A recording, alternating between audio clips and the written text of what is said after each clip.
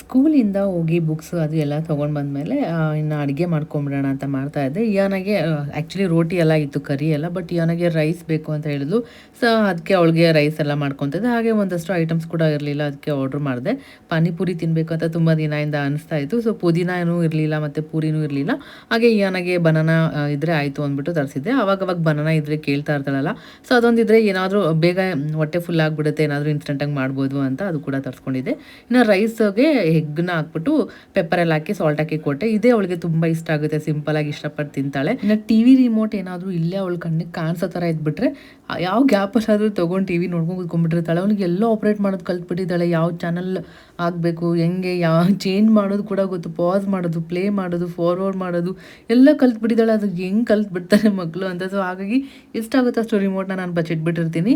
ಇನ್ನು ಮಳೆ ಬರೋ ಥರ ಇತ್ತು, ವೆದರ್ ಮಾತ್ರ ತುಂಬ ಚೆನ್ನಾಗಿತ್ತು. ನಮ್ಮ ಏನಾದರೂ ಊಟ ಮಾತ್ರ ಮುಗಿತಾ ಇರಲಿಲ್ಲ. ಸೊ ಬೇಗ ನಾನೇ ತಿನ್ನಿಸ್ಬಿಟ್ಟು ನಿದ್ದೆ ಬಂದುಬಿಟ್ಟಿತ್ತು. ಸೊ ಹಾಗಾಗಿ ಆಡ್ತಾ ಇದ್ಲು. ಸ್ವಲ್ಪ ಹೊತ್ತು ಇನ್ನು ಎತ್ಕೊಂಡೇ ಮಲಗಿಸಿ ಅಭ್ಯಾಸ ಅವಳಿಗೆ.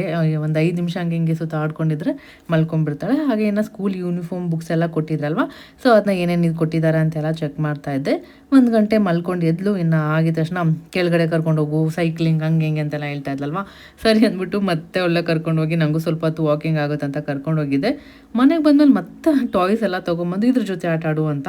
ಒಟ್ನಲ್ಲಿ ನಾನ್ ಸ್ಟಾಪ್ ಎನರ್ಜಿ. ಎಷ್ಟು ಎನರ್ಜಿ ಇರುತ್ತೆ ಮಕ್ಕಳಿಗೆ ಅಂತ ಅರ್ಥನೇ ಆಗೋಲ್ಲ. ನನಗಂತೂ ಫುಲ್ ಡೇ ಆಲ್ಮೋಸ್ಟ್ ಎನರ್ಜಿ ಎಲ್ಲ ಡ್ರೈನ್ ಆಗಿಬಿಟ್ಟಿರುತ್ತೆ. ಇನ್ನು ಪಾತ್ರೆ ಏನೇನಿತ್ತು ಎಲ್ಲ ಲೋಡ್ ಮಾಡಿಕೊಂಡು ಮತ್ತೆ ರಾತ್ರಿಗೆ ಸಿಂಪಲಾಗಿ ರವೆ ದೋಸೆ ಮಾಡ್ಕೊಂಬಿಡೋಣ ಅಂತ ಮಾಡಿದ್ದೆ. ಹಾಗೆ ಪಾತ್ರೆ ಕೂಡ ಸ್ವಲ್ಪ ಇತ್ತು, ಲೋಡ್ ಮಾಡಿದ್ದು ಆದಮೇಲೆ ಮಿಕ್ಕಿದ ಪಾತ್ರೆನೆಲ್ಲ ತೊಳೆದು ಕಿಚನೆಲ್ಲ ಕ್ಲೀನ್ ಮಾಡ್ಕೊತಾ ಇದ್ದೆ. ಸೊ ಅದರಲ್ಲೂ ಏನ ಬಂದು ಎಲ್ಲ ಮಾತಾಡ್ತಾ ಇದ್ಲು. ರಿಮೋಟ್ ಕೇಳೋದು ಅದೆಲ್ಲ ಮಾಡ್ತಾಯಿದ್ಲು, ನಾನು ಬಚ್ಚಿಟ್ಬಿಟ್ಟಿದ್ದೆ. ಸೊ ರಿಮೋಟ್ ಇಲ್ಲ ಅಂದರೆ ಅಟ್ಲೀಸ್ಟ್ ಬೇರೆ ಕೆಲಸದಲ್ಲಿ ಇನ್ವಾಲ್ವ್ ಆಗ್ತಾಳೆ. ರಾತ್ರಿ ಟೈಮ್ ಈ ಥರ ಕ್ಲೀನ್ ಎಲ್ಲ ಮಾಡಿ ಮಲ್ಕೊಂಡ್ರೆ ಏನೋ ಒಂಥರ ಬೆಳಗ್ಗೆ ಎದ್ದು ಬಂದರೂ ಫ್ರೆಶ್ ಆಗಿರುತ್ತೆ. ಇಲ್ಲಾಂದರೆ ಮೂಡ್ ಫುಲ್ ಡೇ ಫುಲ್ ಒಂಥರ ಇದ್ಬಿಡುತ್ತೆ. ಆಲ್ಮೋಸ್ಟ್ ಕ್ಲೀನಿಂಗ್ ಎಲ್ಲ ಆಯಿತು. ಹಾಗೆ ಸ್ವಲ್ಪ ಐಸ್ ಕ್ರೀಮ್ ತಿನ್ನೋಣ ಅಂತ ನಾನು ಮತ್ತೆ ಯಾನ ಟ್ರೀಟ್ ನಮಗೆ ನಾವೇ ಕೊಟ್ಕೊಂಡ್ವಿ. ಫುಲ್ ವಿಡಿಯೋ ಯೂಟ್ಯೂಬಲ್ಲಿ ಇರುತ್ತೆ. ಈ ವಿಡಿಯೋ ಇಷ್ಟ ಆದರೆ ಲೈಕ್ ಮಾಡಿ ಮತ್ತು ಫಾಲೋ ಮಾಡೋದನ್ನ ಮರಿಬೇಡಿ.